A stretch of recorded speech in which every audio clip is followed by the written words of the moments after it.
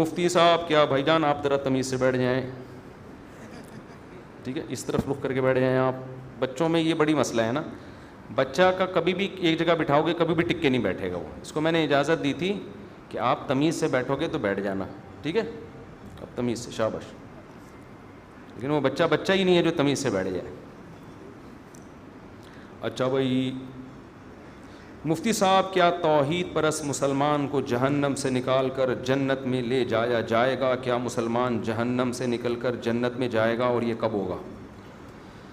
یہ تو صحیح احادیث سے بات ثابت ہے کہ ایک نہ ایک دن مسلمان جو توحید پرست ہوگا اپنے ایمان کی برکت سے سزا کھانے کے بعد بہرحال جہنم سے نکل کے جنت میں جائے گا. اللہ ایمان والوں کو اور کافر کو ایک جیسا بدلہ نہیں دیں گے.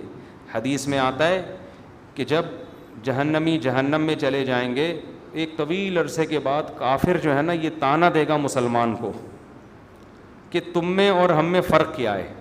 تم کلمہ پڑھتے تھے, ایک خدا کو مانتے تھے, اللہ کے پیغمبروں کو مانتے تھے, تم بھی گناہ کرتے تھے اور ہم بھی گناہ, تو نتیجہ تو دونوں کا ایک جیسا ہوا.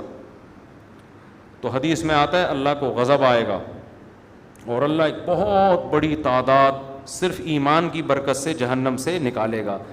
غیر مسلم اس پہ اعتراض کرتے ہیں, واہ بھائی واہ, مسلمان اتنے بڑے مجرم ہوئے, اچھے نہ بھی ہوں پھر بھی بالآخر جہنم سے نکلیں گے اور ہم جیسے مرضی ہوں جنت جلتے رہیں گے جہنم میں, یہ کیسا اسلام ہے؟ بھائی اپنوں کا ہمیشہ دنیا خیال کرتی ہے اور جو اپنے نہیں ہوتے ان کا خیال نہیں کیا جاتا. آپ بتاؤ نا, امریکہ کا کوئی بندہ پاکستان میں جرم کرتا ہے, امریکہ کہتا ہے ہمارے حوالے کرو, ہاتھ لگانے کی بھی اجازت نہیں ہے کیونکہ ہمارا نیشنل ہے, یہ ہمارا کلمہ پڑا ہوا ہے اس نے, ٹھیک ہے نا, تو غیرت جو بھی غیرت مند حکومت ہوگی وہ یہ کرے گی. تو اللہ کہتا ہے گناہگار تھا, مانتا تو تھا نا کہ میں ہوں, میں نے نعمتیں دی ہیں, گناہ کا اعتراف بھی کرتا تھا, اور تم تو مانتے ہی نہیں تھے کہ کوئی جنت بھی ہے کوئی جہنم بھی ہے. تم تو مذاق اڑاتے تھے ان چیزوں کا, قبر کا عذاب, اور تم تو ڈاروین اور سائنسدانوں کے پیچھے پڑے ہوئے تھے, تو جاؤ انہیں سے جا کے مانگو. سمجھتے ہو؟ تمہیں ڈاروین نے الٹی پٹیاں پڑھا دی تھیں کہ یہ مرغی خود بنی ہے, یہ انڈے, یہ جو مرغی 21 دن انڈے سیتی ہے نا اور گھماتی رہتی ہے, یہ اس کی کھوپڑی میں آٹومیٹیکلی آ گیا تھا. یہ بکری کا بچہ پیدا ہوتے ہی جو تھنوں کی طرف لپکتا ہے یہ ایوولوشن کا نتیجہ ہے, ایوالو ہوئے, یہ اتنے سمجھدار ہو گئے, پیدا ہوتے ہی تھن تلاش کر رہے ہیں.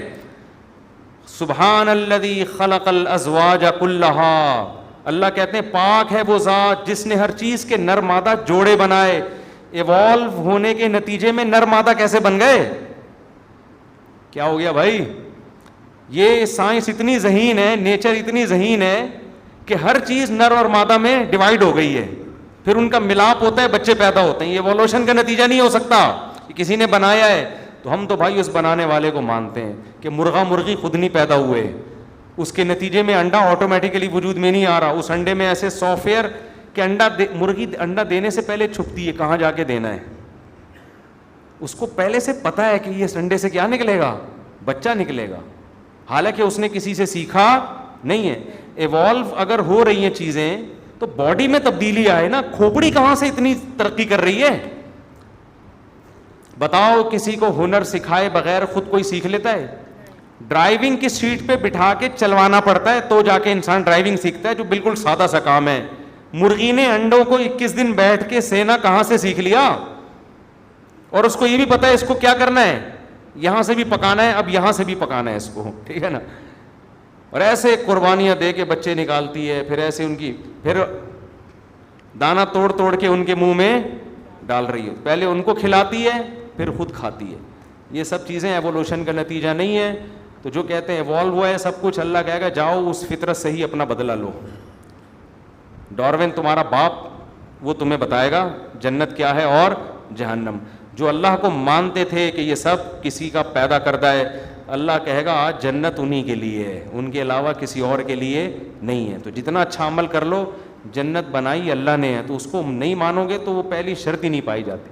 آپ کسی ملک کے شہری ہیں, بہت اچھے طریقے سے رہ رہے ہیں, آپ سعودی عرب میں رہ رہے ہیں, قانون کو فالو کر رہے ہیں, ریڈ پہ رک رہے ہیں, گرین پہ چل رہے ہیں, بادشاہ کے حق میں تقریریں کر رہے ہیں. ایک دن کسی شرطے نے بولا تمہارے پاس اقامہ ہے یہاں رہنے کا, ہے بھائی آپ نے کہا اقامہ تو نہیں, میں تو سرنگ بنا کے بارڈر کراس کیا ہے میں نے, اللیگل رہ رہا ہوں. کہے گا بھائی اللیگل نہیں ہوتا, آپ کتنے اچھے ہیں, نکلو یہاں سے. تو جو اللہ کو مانتا ہی نہیں ہے میرے بھائی, وہ تو نیشنل ہی نہیں ہے نا, اس کو تو قومیت ہی نہیں ملی ہے.